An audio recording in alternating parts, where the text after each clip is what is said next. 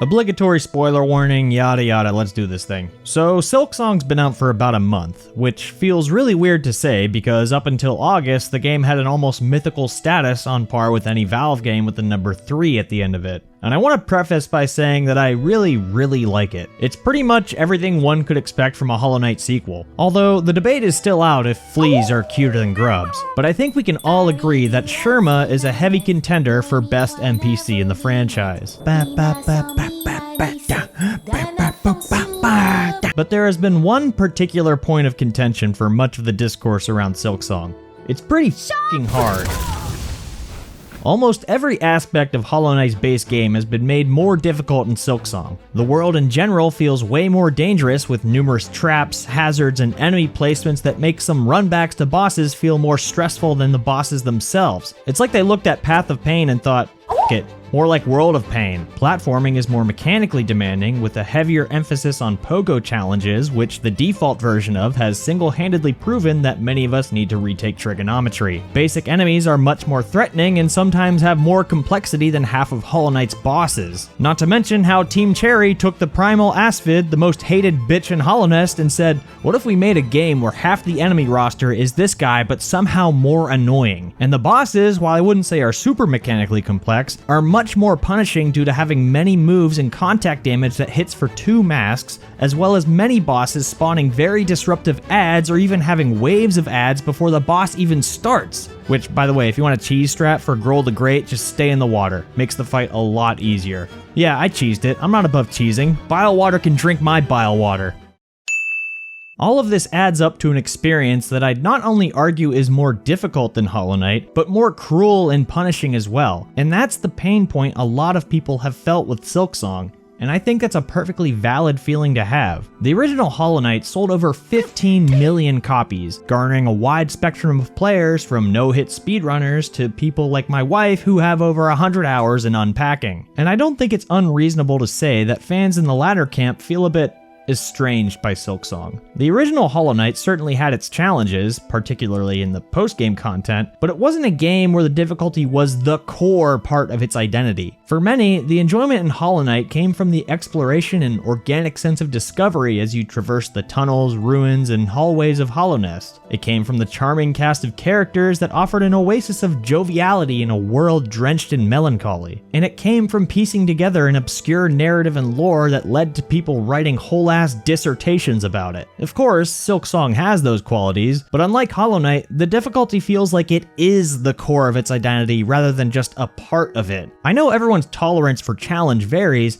but for myself, there were some points that just felt like they were made to be hard or tedious for their own sake rather than for fun, and ends up distracting from the other positive qualities I mentioned. Like, sometimes I'd reach a new area and instead of thinking, oh boy, I wonder what I'll find here, I'd think, oh boy, I wonder what I'll die to here. I want to emphasize that Silksong's difficulty isn't something I personally find to be a bad thing. All of my points of frustration were followed by a rush of exhilaration after overcoming them, and I'm overall comfortable with the difficulty despite the moments where I'd be looking at Hornet's cloak the way a bull looks at a Moletta. But regardless of how I feel about it, it's clear that a lot of people who are fans of Hollow Knight were not expecting this level of challenge from Silksong and are a bit disappointed. The fact that there were mods to make this game easier on like the day after the game came out just tells me that, yeah, it's a bit too much for a large chunk of the fanbase. Naturally, this whole debacle has spawned plenty of calm and rational discourse around an easier difficulty being added to the game, and it's panned out the same way every other time this topic comes up, with people who would like an easy mode being labeled as whiny, entitled babies, and those opposed to it being labeled as gatekeeping elitists. It happened with Sekiro, it happened with Elden Ring, and it's happening now with Silksong. I'm aware that social media pushes the most provocative and extreme voices in the spotlight regarding any topic, but being aware of that doesn't make it any less exhausting. I personally don't see a problem with easy modes being added to games purely from an accessibility standpoint. People seem to forget that difficulty is entirely relative, and someone being able to tune the level of challenge to something that's appropriate for them seems like a no-brainer to me. I don't particularly get what's so objectionable about this. Like, I'm not gonna yell at a child for using training wheels on his bike. I'm gonna yell at him for being a stinky, dumb freeloader. Stop being a leech on society. Get a job, you loser. But I'm in complete agreement that adding such options is entirely up to the developer. If the vision for their game includes difficulty options, great. And if it doesn't, also great. Furthermore, there's nothing wrong with a developer adding these options or tweaking their game's difficulty after the fact without it being considered caving to the mob, as some like to put it. Like, did you know that the original Dark Souls got a post-launch patch that rebalanced the amount of souls rewarded to the player and overall made the game easier? Sure, social media existed in the early 2010s, but it wasn't as ubiquitous as it is now, and I doubt From was caving to the people complaining on GameFAQs. Hell, as I write this, Silksong already got a patch that made 2 bosses slightly easier. Now, which of these sounds more likely? That Team Cherry is kowtowing to the most powerful group on the internet, Redditors, or them simply thinking, players seem to be disproportionately struggling with this. Let's adjust it. Fact of the matter is, they are the artists, and they can do whatever they want with their art regardless of how anyone might react to it. Also, just as a side note, I always find it amusing when anyone on either side of this issue feels the need to preface anything they say with their random gaming accomplishments as if it's some sort of license to speak. Like, wow, Timmy, that's so cool that you beat Steel Soul Mode with a Fisher Price controller and a Jade cylinder up your ass. I totally care more about your opinion now. This is the part where my rant Sona is crossing its arms. So, does Silksong need an easy mode?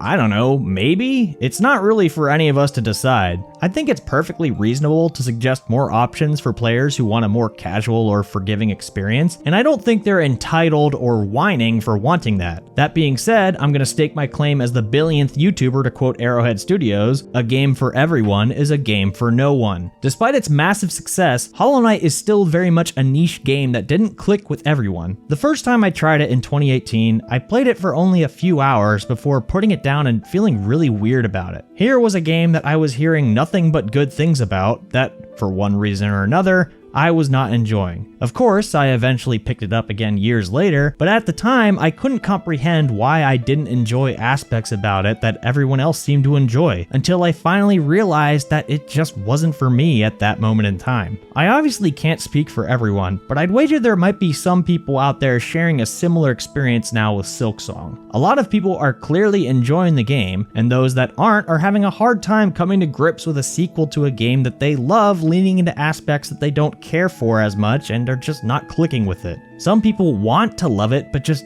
can't. And that disconnect can be a bit disheartening sometimes, especially for something so highly anticipated. I think that's a feeling a lot of us can relate to, and maybe it's worth acknowledging and empathizing with that instead of just telling people to get good or skill issue. And for those who may be experiencing that disconnect, it may just be that Silksong isn't for you right now, but maybe somewhere down the line you'll revisit it and hopefully find the same joy in it that you did with Hollow Knight. But for now, Silksong isn't for everyone. And that's okay. Faridula si manette, doni poina volinette, pina sans mi manicette, d'un affant sur le banc.